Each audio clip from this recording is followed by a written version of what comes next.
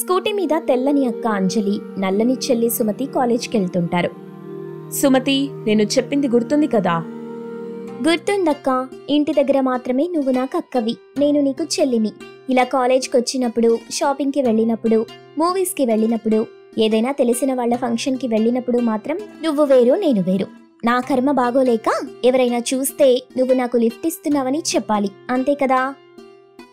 అంతే. వెన్నెలెలా అందమైన నాకు చింతపండు లాంటి ఒక చెల్లి ఉందని తెలిస్తే హేళన చేస్తారు, నవ్వుకుంటారు. అందుకే బయటికొచ్చాక మనిద్దరి మధ్య ఎలాంటి రిలేషన్ లేదు, ఉండదు కూడా. అర్థమైంది కదా? అర్థమైందక్కా అని బాధగా కన్నీళ్లు పెట్టుకుంటుంది. స్కూటీ అద్దంలో అంజలికి కనిపించిన అంజలి పట్టించుకోకుండా ముందుకు కొంత దూరం వెళ్లి రోడ్డు పక్కన ఉన్న ఒక చెట్టు దగ్గర స్కూటీని ఆపేసింది. సుమతి స్కూటీ దిగింది. తెలుసు కదా? తెలుసక్కా. ఇక్కడి నుండి కాలేజ్ దగ్గరేగా, నేను నడుచుకుంటూ వస్తాను. మన ఇద్దరిని స్కూటీ మీద ఎవరైనా చూస్తే బాగుండదు అని చెప్పి బాధగా కన్నీళ్లు పెట్టుకుంది. అంజలి అవేం పట్టించుకోకుండా అక్కడి నుండి స్కూటీ మీద వెళ్ళిపోతుంది. అలా రోజులు గడుస్తుండగా ఒక రోజున ఇంట్లో ఉన్న ల్యాండ్ లైన్ రింగ్ అవుతుంటే కిచెన్లో వంట చేస్తున్న కౌసల్య చేతిలో గరిట పట్టుకుని ఆవేశంగా ఫోన్ దగ్గరికొచ్చింది. కోపంగా, ఎక్కడ చచ్చారో ఏంటో ఈ ఇద్దరు కూతుళ్ళు. ఇంతలా ఫోన్ రింగ్ అవుతుంటే ఏ ఒక్కతి వచ్చి మాట్లాడడం లేదు. ఇంటి పని, వంట పనితో పాటు అప్పుడు ఈ ఫోన్లో పని కూడా నేనే చేసుకోవాలి. అంతా నా కర్మ అనుకుంటూ కాల్ రిసీవ్ చేసుకుంది. హలో, ఎవరు అని అడగ్గా అప్పుడే తన భర్త కృష్ణమూర్తి బయట ఒక చెట్టు దగ్గర నిలబడి, నేనే కౌసల్య. తమరా? ఏంటో చెప్పండి. పంతులు గారు ఇప్పుడే నాకు ఫోన్ చేశారు కౌసల్య. ఇంట్లో వంట అయిందో లేదో తెలుసుకోమన్నారా? అది కాదు కౌసల్య, పెద్దమ్మాయి అంజలిని చూసుకోవడానికి మగపెళ్లి వాళ్ళు వస్తున్నారంట. తగిన ఏర్పాట్లు చూడు, అలాగే రెడీ అవ్వమని అమ్మాయికి చెప్పు అని కృష్ణమూర్తి చెప్పగానే కౌసల్య కోపం పక్షిలా ఎగిరిపోయింది. సంతోషంతో, భలే మంచి మాట చెప్పారండి. ఇప్పుడు అంజలికి చెప్తాను. మీరెక్కడున్నారు? నేను కూడా ఇంటికే వస్తున్నాను. స్వీట్స్ తీసుకొస్తాను.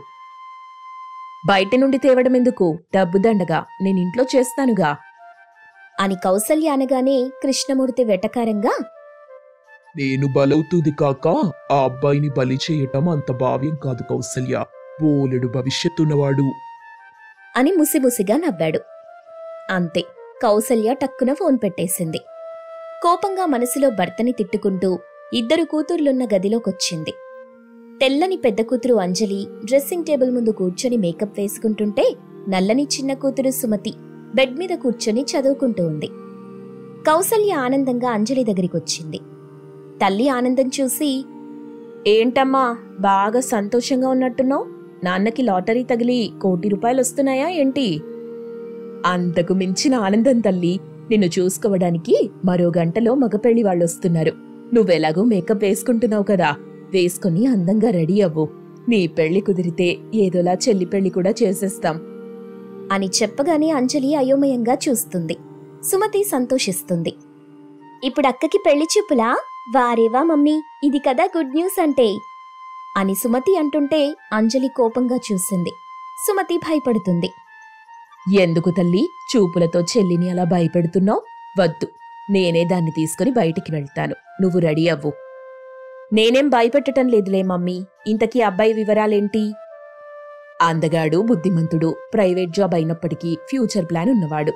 అమ్మా నాన్నల్ని ప్రేమగా చూసుకుంటాడు. ఒక్కడే కొడుకు.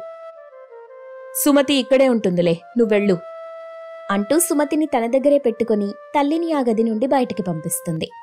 కృష్ణమూర్తి స్వీట్స్ తీసుకొచ్చాడు. ఇద్దరూ సంతోషంగా మాట్లాడుకున్నారు. 10 నిమిషాల్లో ఆకాష్ తన పేరెంట్స్ గాయత్రి, సుదర్శన్ని తీసుకుని పెళ్లి చూపులకొచ్చాడు. కౌసల్య, కృష్ణమూర్తి మాట్లాడుతుండగా కన్నీళ్లు పెడుతున్న నల్లని చెల్లి సుమతిని రెడీ చేసి తెల్లని అక్క అంజలి నవ్వుతూ తీసుకొచ్చింది. అది చూసి అందరూ షాక్ అవుతారు. అంజలి ఆకాష్ని చూస్తుంది. ఆకాష్ అందంగా ఉండడంతో అంజలి అతనికి పడిపోతుంది. దిల్ ఖుషీతో, మమ్మీ చెప్పినట్టు చాలా బాగున్నాడు. ఈ హ్యాండ్సమ్ని బొగ్గుముఖం దానికెందుకు, నేనే చేసుకుంటాను అని అనుకుని పైకి మాత్రం ఎవరూ ఏది అడక్కముందే అంజలి కల్పించుకొని, ఇంతే చెల్లి, పెళ్లి చూపులు ఇలాగే ఉంటాయి. సారీ అండి, మా పెళ్లి మా చెల్లి చూపులకు రెడీ అవుతానని మారం చేస్తే రెడీ చేసి తీసుకొచ్చాను. నేనే నిజమైన పెళ్లి కూతుర్ని అని చెప్పగానే అందరూ ఊపిరి పీల్చుకున్నారు. కౌసల్య తల్లి కాబట్టి సుమతి కన్నీటికి కారణం అంజలి అని తెలుసుకుంది. మీకు మా చెల్లి నచ్చితే చెప్పండి, మా పేరెంట్స్తో నేను మాట్లాడతాను అని చెప్పగానే ఆకాష్ తన పేరెంట్స్ చీచీ అంటూ చిరాగ్గా ఫేస్లని తిప్పుకుంటారు. సుమతి మరింతగా బాధగా కన్నీళ్లు పెట్టుకుంది. అంజలి సంతోషిస్తూ సుమతిని తీసుకుని గదిలోకి వెళ్ళింది. 5 నిమిషాల తరువాత అంజలి అందంగా రెడీ అయి వాళ్ల దగ్గరికొచ్చింది. ఆకాష్ అంజలి చూసుకున్నారు, నచ్చుకున్నారు. మంచి రోజులో పెళ్లి చేసి కాపురానికి పంపించేశారు. అత్తగారింట్లో అంజలి సోఫాలో కూర్చొని అందంగా ఉన్నానని నన్ను ఇంటి కోడలిగా తెచ్చుకున్నారు. మరి ఆ అందం పాడవకుండా అత్తగారు ఇంటి పని వంట పని చెయ్యాలి, ఇక మామగారు బయట పని తోట పని చెయ్యాలి, ఇక భర్తగా మీరు నా పని చెయ్యాలి. అంటే నా బట్టలు ఉతకటం, నా కాళ్ళు పట్టటం, నేనెక్కడుంటే అక్కడికి టిఫిన్, భోజనం, స్నాక్స్ తీసుకొచ్చి పెట్టటం, ఇలాంటివన్నమాట. మరి నేనెప్పుడు ఆఫీస్కి వెళ్లేది? నేను చెప్పిన పనులు ఆఫీస్కి వెళ్లే ముందు, ఆఫీస్ అయిపోయి ఇంటికొచ్చిన తరువాత చేసేవి అని చెప్పగానే ఆకాష్, గాయత్రి, సుదర్శన్ అయోమయంగా ఒకరినొకరు చూసుకుంటారు. నల్లని సుమతిని హేళన చేసినందుకు ఇలా జరగాల్సిందేనని బాధపడుతూ గాయత్రి వంట చేస్తుంది. సుదర్శన్ మొక్కలకి నీళ్లు పడుతుంటాడు. ఆకాష్ అంజలి బట్టలు వాష్ చేస్తుంటాడు. అలా రోజులు గడుస్తుంటాయి. ఇక కృష్ణమూర్తి, కౌసల్య తమ నల్లని చిన్న కూతురు సుమతి పెళ్లి కోసం ఆరాటపడుతుండగా అరవింద్ అనే అనాథ కుర్రాడు వాళ్ళింటికొచ్చాడు. ఒక లెటర్ని కృష్ణమూర్తికిచ్చాడు. అది చదివి కృష్ణమూర్తి సంతోషిస్తూ, నిన్ను నా మిత్రుడు సారంగపాణి పంపించాడా? అవును సార్, అనాథనైన నన్ను చేరదీసి ఇంతవాణ్ణి చేసిన నా దేవుడు ఈ ఉత్తరమిచ్చి మీ దగ్గరికి పంపించాడు. సుమతిని పిలవండి, నన్ను చూస్తుంది. నేను నచ్చితే మాకు పెళ్లి చేయండి, మేము టౌన్లో ఉంటాం అని చెప్తుండగా సుమతి వాళ్ల దగ్గరికొస్తుంది.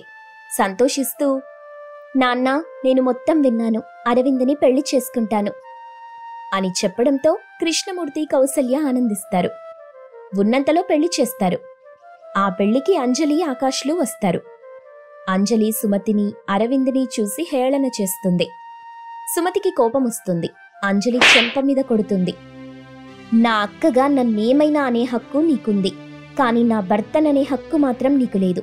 మాకు మంచి రోజులొస్తాయి, పదండి నాన్నా, నేను కాపురానికి వెళ్తున్నాను అని చెప్పి అక్కడి నుండి బయలుదేరి టౌన్లో చిన్నపాటి ఇంటికొస్తారు. ఆ ఇంట్లో ఇద్దరూ కలిసిమెలిసి చక్కగా కాపురం చేసుకుంటూ అరవింద్ మెకానిక్ పనికి వెళ్తుంటాడు. సుమతి తోపుడు బండి పెట్టుకుని కూరగాయలమ్ముతూ ఉంటుంది. అలా రోజులు గడుస్తుంటాయి.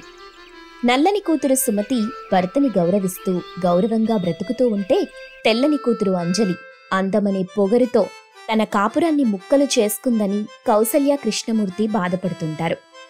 అంజలి అత్తగారింట్లో ఓ రోజున కోపంగా ఆకాష్, అంజలి, నేను, మా అమ్మ, మా నాన్న ఈ పనులన్నీ చెయ్యం. కోడలిగా నువ్వే చెయ్యాలి. చేస్తానంటే నువ్వు మాతో ఉంటావు, లేదంటే విడాకులిస్తాను అని గట్టిగా అంటాడు. అంజలి ఆవేశంగా ఆకాష్ని కొట్టడానికి చెయ్యెత్తింది. అంతే, అదే ఆవేశంగా ఆకాష్ అంజలిని ఎలా పడితే అలా కొడతాడు. అంజలి ఆ దెబ్బలు తట్టుకోలేక ఏడుస్తూ పుట్టింటికొస్తుంది. తండ్రి గుమ్మం దగ్గరే అడ్డుపడి, చూడమా, నీకు నచ్చిన వ్యక్తితో నీకు పెళ్లి చేశాం. వస్తే అల్లుడితో కలిసిరా, లేదంటే నీ అత్తగారింట్లోనే ఉండు. వాళ్ళు కొట్టారని మా దగ్గరికి రావద్దు. మరి నేనెక్కడికెళ్ళాలి? ఎక్కడికైనా వెళ్ళు, మాకు సంబంధం లేదు. 3 ముళ్ళు పడ్డాయి, నీ ఇంటి పేరు మారిపోయింది, మాకు సంబంధం లేదు అని చెప్పి తలుపేసుకుంటాడు. అంజలి రోడ్డు మీద కూర్చుని బాధగా ఏడుస్తుంటే కూరగాయలమ్ముతూ వెళ్తున్న సుమతి అంజలిని చూసి తన ఇంటికి తీసుకెళ్తుంది. ప్రేమగా అన్నం తినిపిస్తుంది. జ్వరం వచ్చిందని పడుకోబెట్టి సేవలు చేస్తుంది. వారం రోజులు గడిచిన తరువాత సుమతి తల్లి కాబోతుందని తెలిసి కృష్ణమూర్తి, కౌసల్య సంతోషంగా స్వీట్స్ తినిపిస్తుంటారు. అప్పుడు అంజలికి తను చేసిన తప్పేంటో అర్థమైంది. తన అత్తగారింటికి తిరిగొచ్చింది. అత్తామామల్ని, భర్తని మన్నించమని వేడుకుంది. వాళ్లు పెద్ద మనసు చేసుకుని అంజలిని ఇంట్లోకి రానిస్తారు. అంజలి కూడా చక్కగా కాపురం చేసుకుంటూ సంతోషంగా ఉంటుంది. రామచంద్రపురంలో వెన్నెల, హాసిని అనే ఇద్దరు ప్రాణ స్నేహితురాళ్లుండేవాళ్లు. ఒకరంటే ఒకరికి ఎనలేని ప్రేమ, కొనలేని అభిమానం, కొలత తెలియని స్నేహ బంధం. ఒకరేడిస్తే మరొకరేడుస్తారు, ఒకరు నవ్వితే ఇంకొకరు నవ్వుతారు. అలాంటి వాళ్ల స్నేహాన్ని చూసి అటు కాలేజ్లో ఇటు ఊళ్ళో కుళ్ళుకునేవాళ్లు. వెన్నెల, హాసిని వాటిని పట్టించుకోకుండా కలిసి తినేవాళ్లు, తిరిగేవాళ్లు, చదువుకునేవాళ్లు. ఆ రోజు స్నేహితుల దినోత్సవం కావడంతో పోస్ట్ మ్యాన్ నారాయణ కూతురు హాసిని హ్యాపీ ఫ్రెండ్షిప్ డే అనే గ్రీటింగ్ కార్డును పట్టుకుని ఇంట్లో నుండి బయటకొచ్చింది. ఇంటి బయట సైకిల్ మీద కూర్చొని తన భార్య సరోజ తీసుకొచ్చే లంచ్ బాక్స్ కోసం నారాయణ చూస్తుండగా కూతురు హాసిని కనబడింది. ఏమా వెన్నెలా, ఇంటికెళ్తున్నావా?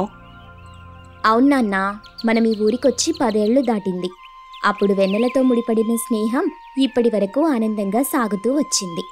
ఇక మీదట కూడా ఇంతే ఆనందంగా సాగుతూ ఉండాలని కోరుకుంటున్నాను. అవును తల్లి, నేను కూడా అదే కోరుకుంటున్నాను. నువ్వు వెన్నెల ఇద్దరూ చల్లగా ఉండాలి అని నారాయణ ప్రేమగా అంటుండగా సరోజ లంచ్ బాక్స్ తీసుకుని వాళ్ల దగ్గరికి వచ్చింది. వెటకారంగా, ఓ పని చెయ్యండి, 2 ఐస్ ముక్కలు తీసుకొచ్చి వాటి మీద ఇద్దరిని కూర్చోబెట్టండి. అప్పుడు ఇద్దరూ కూల్గా ఉంటారు. ఎందుకు సరోజ, నీకు వెన్నెలంటే అంత కోపం? తను మన ఇంటికొచ్చి మన సంపాదన మొత్తం తింటుందా? లేదు కదా, ఎప్పుడో ఒకసారి వస్తుంది. అప్పుడు కూడా నువ్వు టీ కాదు కదా, కనీసం మంచినీళ్లు కూడా ఇవ్వవు. ఇవ్వనండి, టీ కాదు కదా, దానికి నీళ్ళివ్వడం కూడా నాకిష్టం లేదు. అందుకే నేను నీళ్లు కూడా ఇవ్వను, మాట కూడా సరిగ్గా మాట్లాడను. నాన్న లేని వెన్నెల కూలి పని చేసే తల్లితో కలిసి గుడిసెలో ఉంటూ టౌన్లోని ప్రైవేటు కాలేజీలో డబ్బు పెట్టి చదివిస్తున్న మన కూతురుతో కలిసి ఎలాంటి ఫీజు లేకుండా చక్కగా చదువుకుంటుంది. అందుకు మనం మనసారా వెన్నెలని మెచ్చుకోవాలి సరోజ.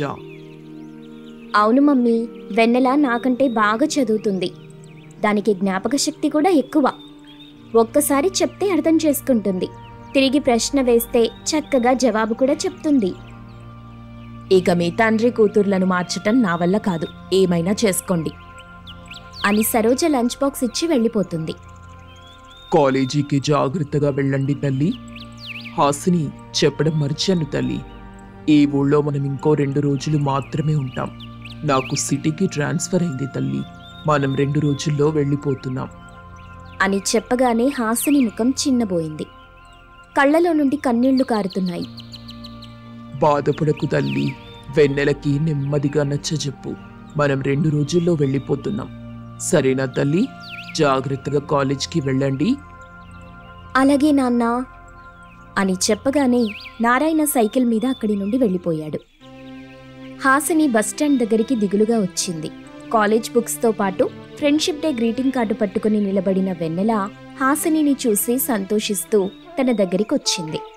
ఆనందంగా, హాసిని, హ్యాపీ ఫ్రెండ్షిప్ డే అని చెప్పి తన దగ్గర ఉన్న గ్రీటింగ్ కార్డుని ఇచ్చింది. హాసిని నవ్వలేక నవ్వుతూ గ్రీటింగ్ కార్డు తీసుకుంది. థ్యాంక్స్ వెన్నెల, హ్యాపీ ఫ్రెండ్షిప్ డే అని తను తీసుకొచ్చిన గ్రీటింగ్ కార్డు ఇచ్చింది. బాధపడకు హాసిని, నువ్వు సిటీకెళ్ళినా వేరే దేశం వెళ్ళినా మన స్నేహం మారదు. మనిద్దరి స్నేహం ఎప్పటికీ ఇలాగే ఉంటుంది. అంటే వెన్నెల, అది నాకు తెలుసు హాసిని, నాన్నగారికి సిటీకి ట్రాన్స్ఫర్ అయిందని, 2-3 రోజుల్లో వెళ్తారని. తెలిసి కూడా నువ్వెలా సంతోషంగా ఉండగలుగుతున్నావు వెన్నెల? స్నేహం అంటే అంతే హాసిని అని ఇద్దరూ మాట్లాడుకుంటూ ఉండగా బస్సు వచ్చింది. ఇద్దరూ బస్సులో కూర్చున్నారు. సరదాగా మాట్లాడుకుంటూ నవ్వుకుంటున్నారు. అరగంట తరువాత క్లాస్ రూంలో తోటి స్టూడెంట్స్తో కలిసి కూర్చున్నారు. జూనియర్ లెక్చరర్ స్రవంతి వచ్చింది. Dear students, today friendship day, so అందరికీ హ్యాపీ ఫ్రెండ్షిప్ డే అని చెప్పగానే స్టూడెంట్స్ మొత్తం కలిసి గట్టిగా హ్యాపీ ఫ్రెండ్షిప్ డే అని ఖుషీగా అరుస్తారు. ఇప్పుడు ఫ్రెండ్షిప్ డే మీద ఒక్కొక్కరు ఒక్కొక్క కొటేషన్ చెప్పాలి. ఫస్ట్ హాసిని స్టార్ట్ చేస్తుంది. చెప్పు హాసిని అనగానే హాసిని లేచి నిలబడింది. వెన్నెలని చూస్తూ, ప్రేమ స్నేహాన్ని అడిగింది, నేనున్న చోట నువ్వెందుకుండవని. అప్పుడు స్నేహం ప్రేమతో ఇలా అంది, నువ్వు కన్నీరు మిగిల్చిన చోట నేను ప్రేమనందిస్తాను అని. హ్యాపీ ఫ్రెండ్షిప్ డే వెన్నెల. అందరూ చప్పట్లు కొట్టారు. ఓకే, ఇప్పుడు వెన్నెల చెప్తుంది. కనులు నీవి, కన్నీరు నాది, హృదయం నీది, సవ్వడి నాది. ఈ స్నేహబంధం మనిద్దరిది. Happy friendship day Hasini. అలా క్లాస్ మొత్తం సందడిగా గడిచిపోతుంది. ఆ రోజు సాయంత్రం ఇద్దరూ ఊళ్ళో బస్సు దిగారు. కన్నీళ్లు పెట్టుకుంటూ హాసిని వెన్నెల విడిపోయారు. ఏడాది గడిచింది. వెన్నెల తాగుబోతు సుధాకర్ని పెళ్లి చేసుకుని బ్రతుకు తెరువు కోసం సిటీకొచ్చి చిన్నపాటి రూమ్ అద్దెకు తీసుకుని బట్టల షాప్లో సేల్స్ గర్ల్గా పనిచేస్తూ బ్రతుకుతుంది. ఒకరోజు రాత్రి చాప మీద పడుకొని కన్నీళ్లు పెట్టుకుంటూ, విధాత, ఏంటయ్యా మా బ్రతుకు రాతలు? చదువు మధ్యలోనే ఆపించి తాగుబోతు వాడికి భార్యనిచ్చేశావు. ఏడాది గడిచిందో లేదో ఇప్పుడు అమ్మని చేస్తున్నావు. నేను పని చేసుకుంటూ నన్ను నేను చూసుకోవాలి, నా భర్తని చూసుకోవాలి, ఇప్పుడు నా కడుపులో పెరుగుతున్న బిడ్డని చూసుకోవాలి. ఈ బాధ ఎన్నాళ్ళు తండ్రి అంటూ బాధగా కళ్ళు మూసుకుంది.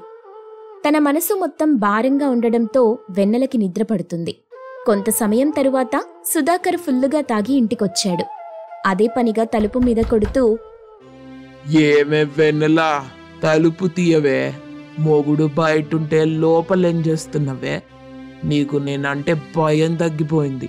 తలుపు తీ, లోపలికొచ్చాక నీ అంతు చూస్తాను అంటూ తలుపుని గట్టిగా తంతాడు. ఆ సౌండ్కి ఆ రూమ్ ఓనర్ సుధాకర్ దగ్గరికి వచ్చాడు. కోపంగా, ఓ తాగుబోతు సుధాకర్, తలుపునంతలా కొడుతున్నావు, అది విరిగితే ఎలా పెట్టిస్తావు? నన్ను నన్ను తాగుబోతా అంటావా? నిన్నేం చేస్తానో చూడు. వెన్నెలా, ఏమే వెన్నెలా, తలుపు తీయవే, తలుపుది అని గట్టిగా అరుస్తూ తలుపు కొడతాడు. ఓనర్కి కోపమొచ్చింది. సుధాకర్ని నెట్టేశాడు. దాంతో సుధాకర్ కింద పడ్డాడు. అప్పుడు వెన్నెల బయటకొస్తుంది. సుధాకర్ని తిడుతున్న ఓనర్ కనిపిస్తాడు. బ్రతిమాలుతూ, బాబాయ్ గారు, ఆయన సంగతి మీకు తెలిసిందే కదా. నా ముఖం చూసి ఆయన్ని వదిలేయండి. దయచేసి వెళ్ళి పడుకోండి బాబాయ్. నేను ఆయన్ని ఇంటిలోకి తీసుకెళ్తాను. నీ ముఖం చూసి వాణ్ణి భరిస్తున్నాం తల్లి. ఇలాగే మరోసారి జరిగితే మాత్రం పోలీసులకు అప్పగిస్తాను. తీసుకెళ్ళు విన్ని అని చెప్పి ఓనర్ వెళ్ళిపోతాడు. వెన్నెల అతి కష్టం మీద సుధాకర్ని పట్టుకుని ఇంట్లోకి తీసుకెళ్తుంది. తలుపు వేస్తుంది. పడుకుంటుంది. పడుకున్నావేంటే? నాకు అన్నం పెట్టవా? లేచి అన్నం పెట్టు. అన్నీ అక్కడే ఉన్నాయి, పెట్టుకొని తిను. నాకు ఒంట్లో నెలతగా ఉంది. నీ నాటకాలు నాకు బాగా తెలుసు. ఇలా కాదే, సంపాదిస్తున్నానని పొగరు పట్టుకుంది నీకు. నిన్ను అంటూ పడుకున్న వెన్నెలని కాలుతో తన్నాడు. వెన్నెల ఏడుస్తూ ఉంది. సుధాకర్ అన్నం పెట్టుకుని తింటూ ఉన్నాడు. అలా రోజులు గడుస్తున్నాయి. ఓ రోజున కారులో హాసిని రామచంద్రాపురంలోని గుడిసె దగ్గరికొచ్చింది. అది పూర్తిగా పాడైపోయింది. అప్పుడే ఒక పెద్దవ్వ అటుగా వెళ్తుంటే హాసిని ఆవిడనడిగింది. ఆ అమ్మాయిని తన తల్లి ఒక తాగుబోతుకిచ్చి పెళ్లి చేసింది తల్లి. వాడు తాగుడికి డబ్బు కావాలని వెన్నెలని బాగా కొట్టేవాడు, తిట్టేవాడు. కూతురు బాధ చూడలేక ఆ తల్లి చనిపోయింది. తరువాత బ్రతుకు తెరువు కోసం ఎక్కడికి పోయిందో ఏంటో తెలీదు. కాకపోతే వాళ్ళు వీళ్ళు అనుకుంటే వింటున్నాను సిటీకి పోయిందని అని చెప్పి అక్కడి నుండి వెళ్ళిపోతుంది. హాసిని బాధగా కన్నీళ్లు పెట్టుకుని అక్కడి నుండి కారులో వెళ్ళిపోతుంది. రోజులు నెలలు అలా గడుస్తూ ఉంటాయి. వెన్నెలకి 7వ నెల. డాక్టర్ రెస్ట్ తీసుకోమని చెప్పినా వినకుండా బట్టల షాప్కి వెళ్తూ ఉంది. శాలరీ మొత్తం తీసుకొచ్చి సుధాకర్కిస్తుంది. అతను కడుపు నిండా తాగి ఇంటికొచ్చి కంటి నిండా నిద్రపోయేవాడు. వెన్నెల మాత్రం బాధపడుతూ ఉండేది. ఒకరోజున హాసిని బట్టల షాప్కొచ్చింది. అక్కడ పనిచేస్తున్న వెన్నెలని చూసి గుర్తుపట్టింది. ఇద్దరూ కలిసి ప్రేమగా స్నేహంగా పలకరించుకుంటారు. నిన్ను చూడాలని ఎన్నిసార్లు ఊరికి వెళ్లానో తెలుసా వెన్నెలా? మా అమ్మ చనిపోవడంతో ఆ ఊరికి నాకు రుణం తీరిపోయింది అని చెప్తుండగా సుధాకర్ డబ్బుల కోసం వెన్నెల దగ్గరికొచ్చాడు. డబ్బు కావాలని అడిగాడు. లేవని ఎంత గట్టిగా చెప్పినా సుధాకర్ వినిపించుకోడు. కోపంగా అక్కడ అందరూ చూస్తుండగా గట్టిగా వెన్నెలని కొడతాడు. అది చూసి హాసిని అడ్డుకుంది. నువ్వు మనిషివేనా? అది కడుపుతో ఉంది, దాన్ని పట్టుకుని అలా కొడుతున్నావు? ఇంకో దెబ్బ పడిందా బాగుండదు, జాగ్రత్త. వద్దులే హాసిని. నువ్వేంటే ఇలా? డిగ్రీ వరకు చదువుకున్నావు, ఇక్కడ పనిచేస్తున్నావా? పద, ముందిక్కడి నుండి పద అని చెప్పి వెన్నెలని కారులో తన ఇంటికి తీసుకెళ్ళింది. కడుపు నిండా వెన్నెలకి అన్నం పెట్టింది. బెడ్ మీద వెన్నెల హాయిగా పడుకుంటుంది. 2 గంటల తరువాత కానిస్టేబుల్ సుధాకర్ని తీసుకుని హాసిని వాళ్ళింటికొచ్చాడు. ఇక నుండి బుద్ధిగా పని చేసుకుంటూ వెన్నెలని బాగా చూసుకుంటాను అని చెప్పగానే కానిస్టేబుల్ వెళ్ళిపోతాడు. హాసిని పెట్టించిన బట్టల షాప్ని సుధాకర్ బాగా చూసుకుంటూ, వెన్నెలని ప్రేమగా చూసుకుంటూ సంతోషంగా జీవిస్తూ ఉంటారు.